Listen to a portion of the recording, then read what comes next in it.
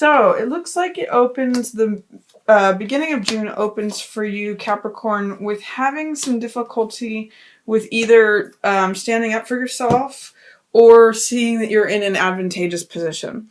Seven of Wands means it can mean directly struggle, and in some ways too, this can mean in the reverse position that your struggles are lightening, that your struggles are easing up.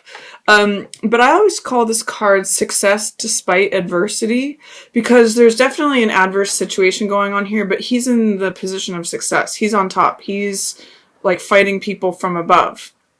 So when this card is in the reverse position, it's saying that you may have a hard time recognizing that you are in an advantageous position. This card could either be that he is fighting off people who are below him, or that he's leading people on a charge, on a mission for something that he believes in. So when I see this card in the reverse, I say, either that you're having a hard time identifying with this guy who's in the advantageous position, but you're just having some sort of doubt or fear or not seeing the advantageous position you're in, or it can also mean that you are not standing up for yourself and you're not standing, he fights for what he believes in. And in the reverse position, it's saying maybe you're not standing up for yourself. Maybe you're not being assertive.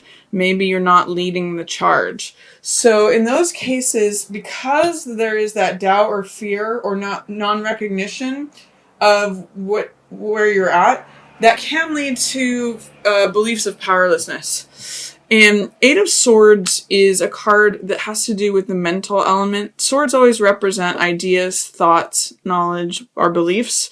And in this case, the Eight Swords are enclosing her. It's her beliefs that are keeping her powerless and victimized. She actually has the power to walk right out of those. She's not even fully enclosed by them, as you can see.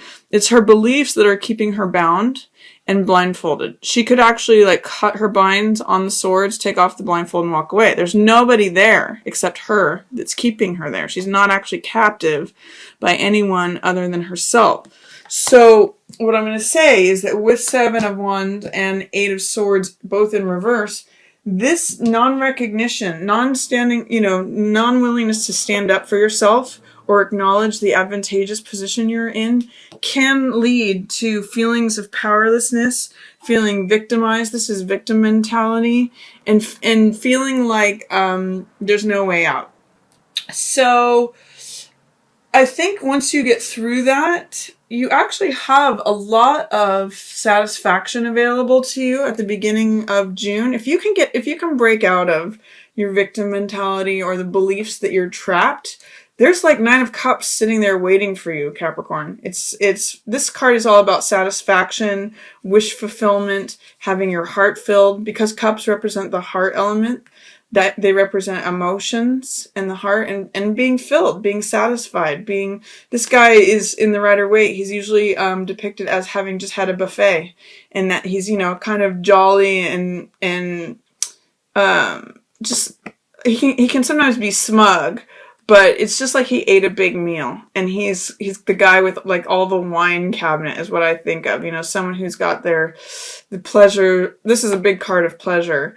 And it's their pleasures are stocked to the brim. So big card of satisfaction and wish fulfillment, but you have to make it through the first part of June, which is, maybe doubting yourself a little bit or believing in victim mentality, giving yourself over to powerlessness. It's not true.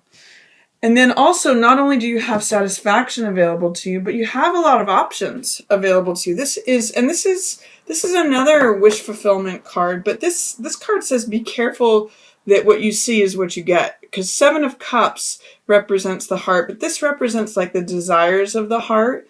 And oftentimes this card can be called infatuation or dissolution. You see this fog, all this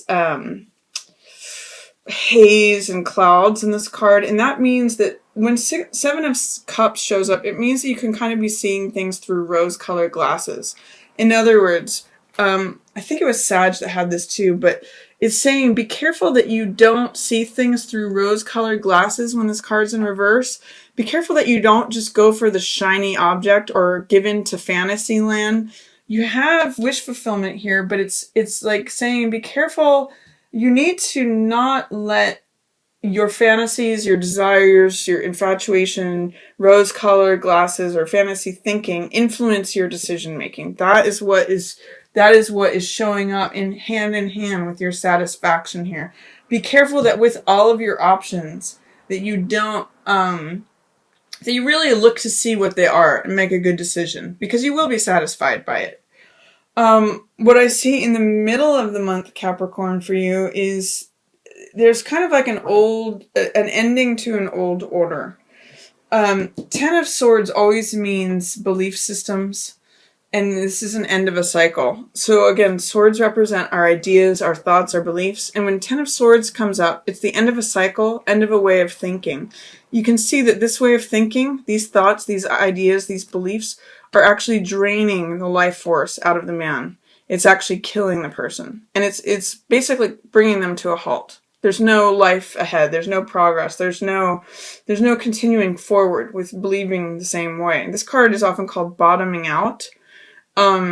So that in the middle position between a queen and a king here, this is actually emperor, but emperor and king are kind of similar. They're similar in that they both rule. They're both mastery of things, but emperor kind of transcends that. He's a major arcana card, and this guy is all about authority, rules, logic, boundaries, laws. He's usually the head of a military force, so he's really about my empire and how things are done.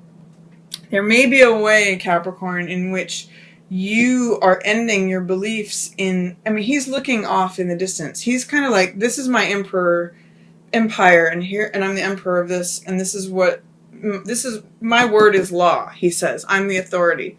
I enforce rules. What I say goes. But it may be that you're no longer believing in that. There may be an old way. I can even see this as like a parental figure, like daddy always said, or, a boss thinks it needs to go a certain way, or a grandfather, or like some old male-dominated way of thinking, or even just authority. This could even be like your grandmother who said, you always have to do it this way. You always have to this and that. So it's really just an old order that I'm getting the sense your beliefs are being dropped away, or there's an end of a cycle of believing in all that stuff. And then that actually brings you to being a queen. Now, normally this is Queen of Rods, Queen of Fire. So usually that's a fire sign like Sagittarius, Aries, or Leo. But I'm kind of seeing it here as you, Capricorn, as mastery of your motivation, mastery of optimism, mastery of action, all the things that rods represent, which is activity, fire, passion. It's all that Mars stuff. And then she's also come to a point of fruition of with this sunflower here. She's got a sunny disposition. She's carefree. She's got a good sense of humor. It's either representing you, Capricorn, as having arrived at your own radiance through discarding of your beliefs in this old, outdated system, or it could be literally a fire sign person who's coming into your life either as a friend, as a family member, as like a love partner, as a business partner, or some sort of, mentor, some sort of relation to you that is helpful to you. So if you have any fire sign people coming into your life in the middle of June, they're going to be beneficial for you, especially if they're in an authority position because they're showing up as queen. And then Seven of Swords here represents someone who is always considering their own perspective at any cost. So this is very me behavior. This is someone who's willing to cut corners to make sure that they get theirs. And so this is sort of like thief energy. It's sort of like someone who is taking theirs at the expense of anyone else. So here in the middle of the month, Capricorn, you may get some insights about who is doing this or any activity that's happening like this. The Queen of Wands is going to set that straight. She is going to give you good advice, good insight about any of this that's going on. Or if for any reason this might represent you, she's going to call you out on it. So she's going to be a helpful force for you in the middle of the month. And that could very well just be you, Capricorn. And then Towards the end of the month, I see a focus on coins energy. This is 8 of coins and 7 of coins. What's common in these two cards is that they are both producers. Sorry, that's my camera falling a little bit there. Let's see, I think it'll be fine there.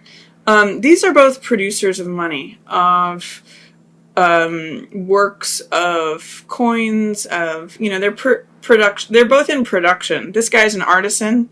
You know, you can see he's got his hammer and his nail, and he's grinding out products. Sometimes this is called the artisan who puts their stuff up on the wall to be seen, and they sell it, and that's how they make their money. But he's a worker bee. He just like works away, and he's the kind of guy who loves his work. He like whistles while he works. And 8 of coins means a lot of money. So it means like you're creating stuff through your work. You're bringing an income to yourself.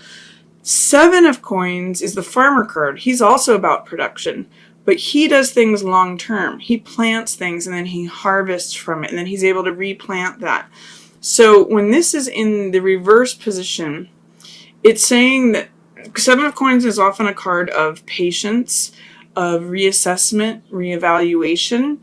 And so when he's in the reverse position, it's saying you may not be being patient enough to see the rewards of your efforts. That's what these two cards together are telling me. This one's saying you're working away, you're working away, you're working away, you know, and there's money coming from that. But you may have to wait a little bit longer to really reap the benefits, to really reap your harvests of what the efforts have created.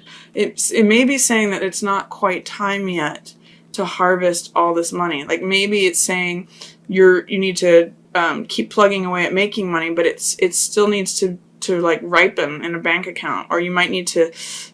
This is actually saying to me that you might need to put it away for a savings and employ some patience towards this money that you're creating. And maybe it's not time to harvest it yet. It's not time to spend it yet. And then towards the end of the month, this card in reverse can mean that you're believing in things that are not true. You're believing in things that are false. I'm seeing with these two in reverse, there is a lack of your own vitality here. Both these cards talk about fire and talk about radiance and passion. This is the Sun card. This is where everything is full of vitality, full of fire, everything shines. And then this is a card where everything's in the dark. You can see there's a light behind it that's the truth.